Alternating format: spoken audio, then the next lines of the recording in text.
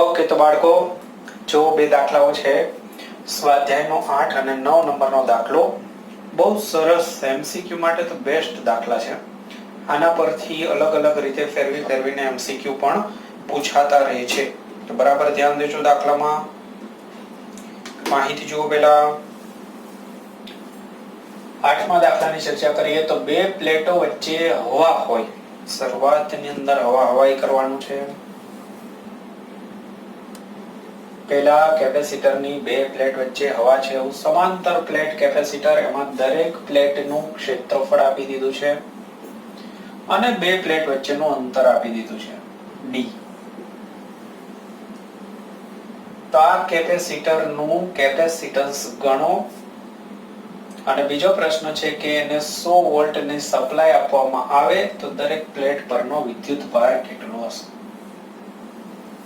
તો પહેલો પ્રશ્ન જે છે એ કેપેસિટન્સ ગણવાનું છે. તો સમાંતર પ્લેટ કેપેસિટરનું સૂત્ર આવડવું જોઈએ બસ. તો જુઓ પહેલો પ્રશ્ન. હવા માટે આપણે C0 કહીએ તો એપ્સિલોન 0 A/d. એપ્સિલોન 0 એટલે 8.85 એપ્રોક્સિમેટલી 10⁻⁻12. ક્ષેત્રફળની વાત કરીએ તો 6×10⁻3. d એટલે અંતર, બે પ્લેટ વચ્ચેનું અંતર 3 મિલીમીટર. તો 3×10⁻3 ઘાત કેન્સલ કરી દઈએ. અહીંયા રહેશે 2. અહીંયા 2 વડે ગુણાકાર સમજો તો અહીંયા આપણે શૂન્ય રાખીએ. પછી 8 2 16 ને 1 17. ત્યારબાદ 1 બધા બચશે અને ત્યારબાદ 8 2 16 ને 17.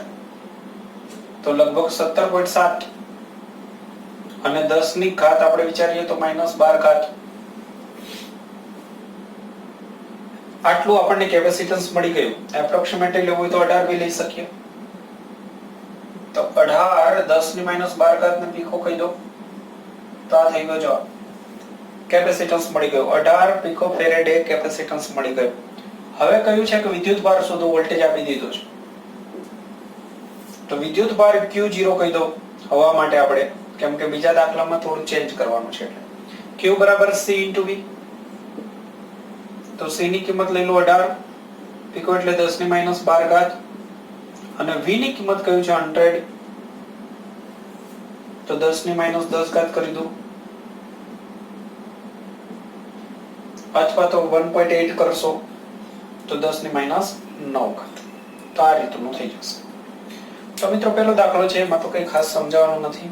બે સૂત્ર આવડતા હોય એટલે પૂરું થઈ ગયું. ખાસ કરીને જે MCQ માટે છે મેઇન અગત્યનું એ આ બીજો દાખલો છે. તો બીજા દાખલા માટે જુઓ, આ કિંમત રાખીને આગળ વધવાનું છે એટલે અહીંયા કિંમત લખી રાખું છું.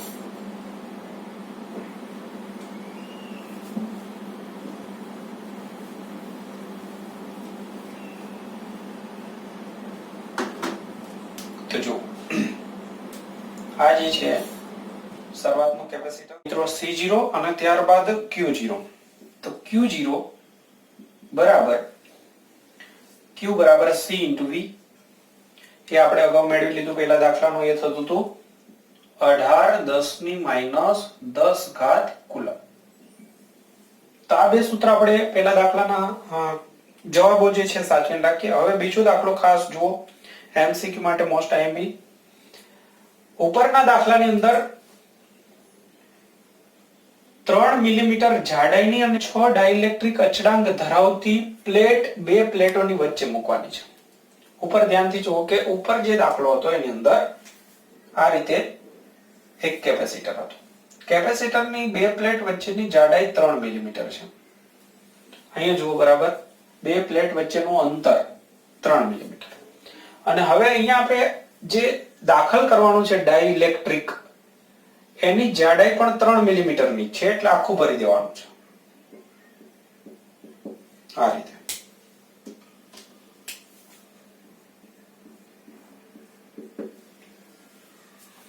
ત્રણ મિલીમીટર જાડાઈની અને 6 જેટલો ડાઇલેક્ટ્રિક અચળાંક ધરાવતી એક પ્લેટને બે પ્લેટોની વચ્ચે મૂકવાની છે. એક વખત વોલ્ટેજ સપ્લાય જોડેલ હોય ત્યારે અને બીજી વખત વોલ્ટેજ સપ્લાય જોડેલ ન હોય, દૂર કરી દીધું હોય ત્યારે.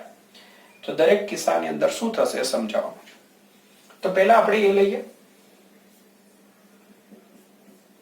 બરાબર જોજો. આ મેં ડાઇલેક્ટ્રિક મૂક્યું. ડાઇલેક્ટ્રિક મૂક્યું ત્યારે બેટરી જોડેલ રાખીશું. V બરાબર 100 વોલ્ટ. જો બેટરી જોડેલ રાખવામાં આવે, બહુ અગત્યનું વાક્ય, બહુ એટલે બહુ અગત્યનું વાક્ય, બેટરી જોડેલ રાખવામાં આવે તો વોલ્ટેજ ફિક્સ રહે, 100 વોલ્ટેજ એટલે V અચળ. બસ આ ખૂબ અગત્યનું વાક્ય છે.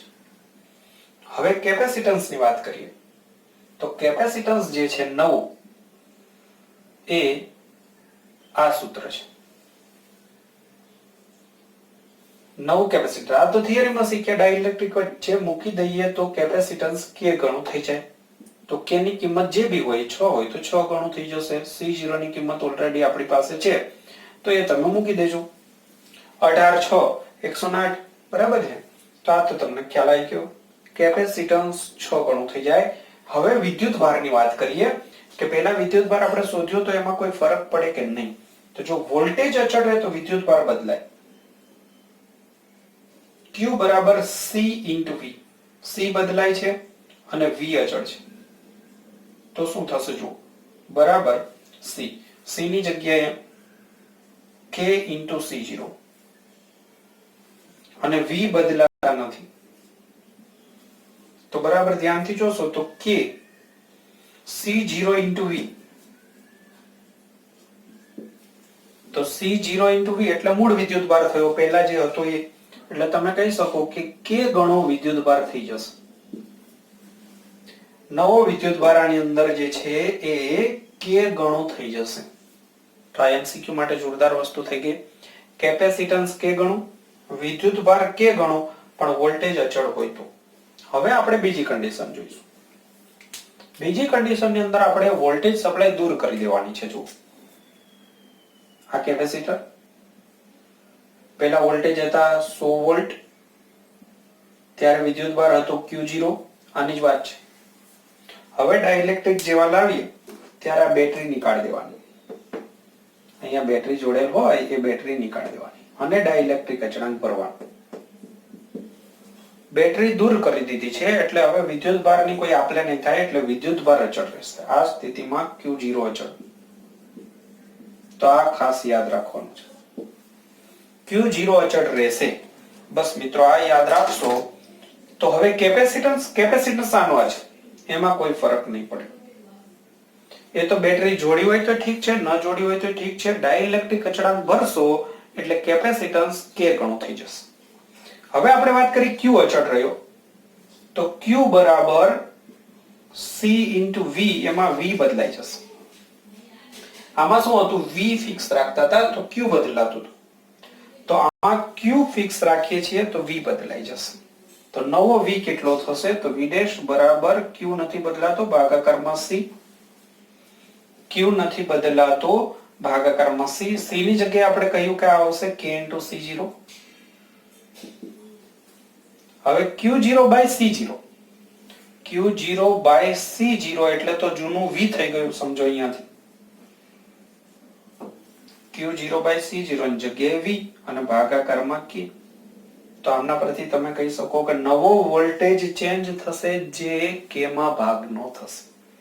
તો સાર યાદ રાખો મિત્રો કે જ્યારે હવાની અંદર બે પ્લેટ હોય અથવા બે પ્લેટની વચ્ચે હવા હોય ત્યારે કેપેસિટન્સને આપણે C કહીએ, વિદ્યુત ભારને Q0 કહીએ અને વોલ્ટેજને આપણે V કહી દઈએ. આ ત્રણ Q0 C0 નામ આપી દો V. હવે વચ્ચે ડાઇલેક્ટ્રિક ભરવામાં આવે તો કેપેસિટન્સ k ગણું થઈ જ જાય. અને વિદ્યુત ભાર અને વોલ્ટેજ બદલાય કે નહીં તો એનો આધાર છે બેટરી જોડેલી છે કે નથી. બેટરી જોડેલ હોય તો યાદ રાખો V અચળ રહે તો Q જે છે ચેન્જ થાય k ગણું થઈ જાય. અને બેટરી દૂર કરી દીધી હોય તો V બદલાય, Q ન બદલાય. Q એટલો ને એટલો જ રહે તો V બદલાય. તો V કેટલો થાય k માં ભાગનો. લખી રાખજો, MCQ માટે આ બધું સાર સ્વરૂપે લખી દેજો તો ડાયરેક્ટ તમને ગણતરી વગર જવાબ લાવી શકશો. ઓકે, તો આ થઈ ગયા બંને દાખલાઓ.